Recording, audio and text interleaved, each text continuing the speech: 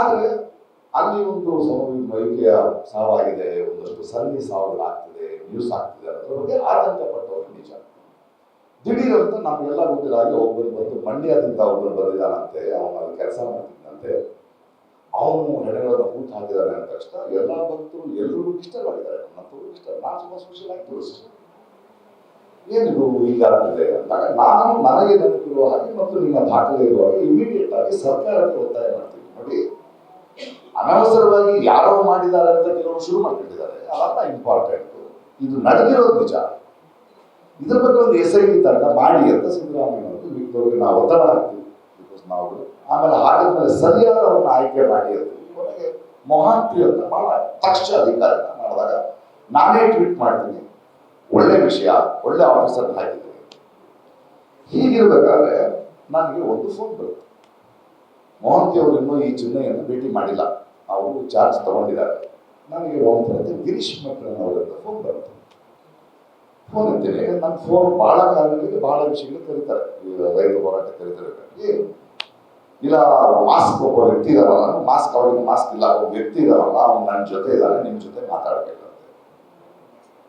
ಹೇಗಿರ್ಬೋದು, ನನಗೆ ನಡೀತಾ ಇದೆ, ನೇರವಾಗಿ ನನಗೆ ಒಂದು ಎವಿಡೆನ್ಸ್ ಬರ್ತಾ ಇದೆ, ಕೊಡಿ ಫೋನ್, ಆಮೇಲೆ ನಾನು ಮಾತಾಡ. ಆದರೆ ಇವರು ನಮ್ಮ ಮಂಡ್ಯದವರು ಅಂತ ಇದೆಲ್ಲ ನಿಮಿಸ್ತಿದ್ರು, ತಮಿಳು ನಾನು ಕೇಳಿಸ್ಬೋದು, ಏನಪ್ಪ ನಾವು ಒಳ್ಳೆ ಪಾಪನು, ನನ್ನ ಯಾಕಪ್ಪ ನಾವು ಏನು ಗೊತ್ತು ನಿಮಗೆ, ಆದರೆ SIT ಫಾರ್ಮ್ ಮಾಡಿದ್ದಾರೆ, ಹೋಗು ಸರ್, ಧೈರ್ಯ ಇಲ್ಲ ನನಗೆ, ನನ್ನನ್ನು ಮೀಟ್ ಮಾಡೋದು ಬೇಡ, ನಿನ್ಗೇನಾದ್ರು ಹೇಳ್ಬೇಕಾದ್ರೆ ನೀನು ರೆಕಾರ್ಡ್ ಮಾಡಿ ವಾಯ್ಸ್ ಕಳಿಸು, ನಾನು ಇಸ್ಬೇಕು. ಇಮಿಡಿಯೇಟ್ ಆಗಿ ರೆಕಾರ್ಡೆಡ್ ವಾಯ್ಸ್ನಲ್ಲಿ ಏನೇನು ಬರಬಡಿಸ್ತಾರೆ.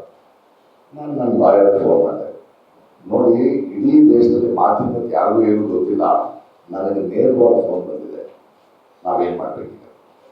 ಇಮಿಡಿಯೇಟ್ ಆಗಿ ನಾವು ಆ ದಿನವೇ ಇವ್ರಿಗೆ ಫೋನ್ ಮಾಡಿದೆ, ನಮ್ಮ ಮೊಹಂತಿ ಅವರಿಗೆ, ಮೊಹಂತಿ ಸರ್ ಇದು ಫಾರ್ವರ್ಡ್ ಈ ಥರ ಇದೆ, ನಾನು ನಿಮ್ಮನ್ನು ಭೇಟಿ ಮಾಡಕ್ಕೆ ಬರ್ತಾ ಇದ್ದೀನಿ ಅಂತ ನೇರವಾಗಿ ಅಪಾಯಿಂಟ್ ತೊಗೊಂಡು, ನೀವು ಮಂಡ್ಯದವರ ತಮಿಳು ಮಾತಾಡ್ತಾರೆ, ಅದು ಯಾವ ಭಾಷೆ ಬೇಕಾದ್ರೆ ನೀವು ಹಲವು ಭಾಷೆ ಮಾತಾಡ್ತಾರೆ, ಅದ್ರ ಜೊತೆ ತೆಲುಗು ಮಿಕ್ಸ್ ಆಗಿದೆ ಸರ್, ಇದು ವಿಷಯ, ನಾನು ನನ್ನ ಕೆಲಸ ಮಾತಾಡ್ತೀನಿ, thank you for the information, it is helping me to investigate.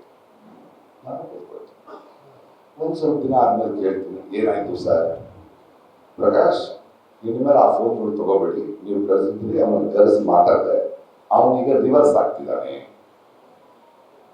Okay sir, thank you. So ಅವನು ಹೇಳಿರೋದು ಕರೆಕ್ಟು, ಅವನನ್ನು ಫೋನ್ ಮಾಡಿದ್ದು ಕರೆಕ್ಟು.